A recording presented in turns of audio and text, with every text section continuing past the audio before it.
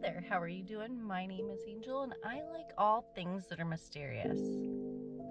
Do you know what's mysterious today?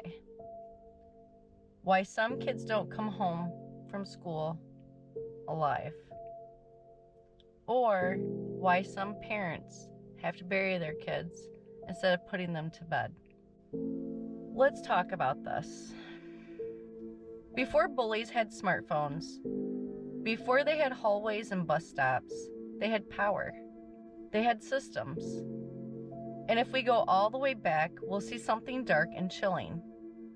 Bullying didn't start with kids. It started with adults training kids to be cruel.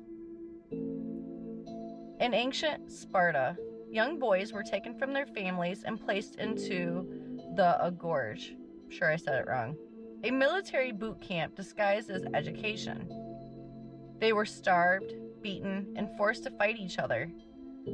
But here's the twisted part. If they cried, they were punished more. If they broke down, they were labeled weak. If they died, they were forgotten. Sound familiar?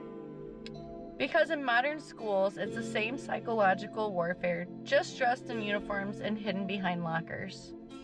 Fast forward to 18th century England, where elite boarding schools created something called the fagging system.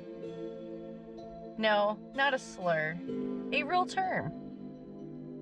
Younger boys were assigned to serve older students, carry their bags, polish their shoes, clean their mess, and if they resisted, they were harassed, beaten, or humiliated. Teachers silent, parents absent. Society called it character building. We've been normalizing abuse for centuries and calling it discipline, toughness, or tradition. It wasn't until 1969, yes, 1969, that a man named Dan Olweus in Sweden said enough is enough. He saw what no one wanted to admit. Bullying is a pattern, a program, a repeated abuse of power. And after 3 boys in Norway committed suicide because of relentless bullying in 1982, he launched the world's first anti-bullying program. But here's the catch. It's 2025. Kids are still dying. And it just happened again, right here in Rockford, Illinois. A child lost their life earlier this year. Not from disease, not from accident, but from pain, from silence, from bullying. How many more obituaries are we going to read before someone finally steps in? Let me break it down for the parents watching. You think it's just drama. You think it's part of growing up. You think, my kid would tell me if something was wrong. But kids don't always have the words.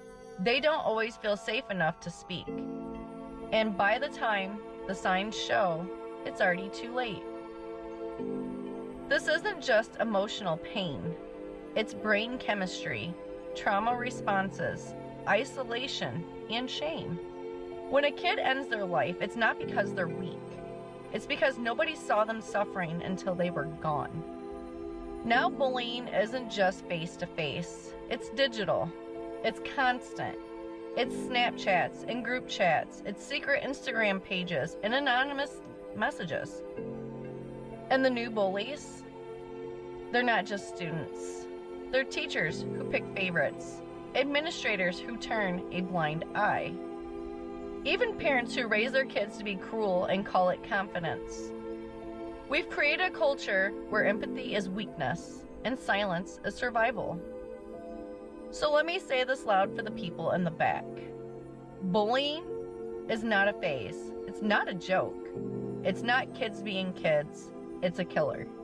And if you are a student watching this and you feel like you're alone, you're not. If you're a parent and your child seems different, distant, or emotionally shut down, don't ignore it. If you are a teacher and you see something but say nothing, you are a part of the problem. We need to start treating bullying like what it truly is. A public health crisis, a mental health emergency, a life or death situation. To every kid who's ever cried in the bathroom stall. To every student who fakes a stomachache just to avoid the bus. To every child who felt like they were nothing. You are not invisible. You are not the problem. And you are not weak. The strongest people in the world are the ones who survive cruelty and still choose to be kind. You are the reason we fight. You are the reason we speak.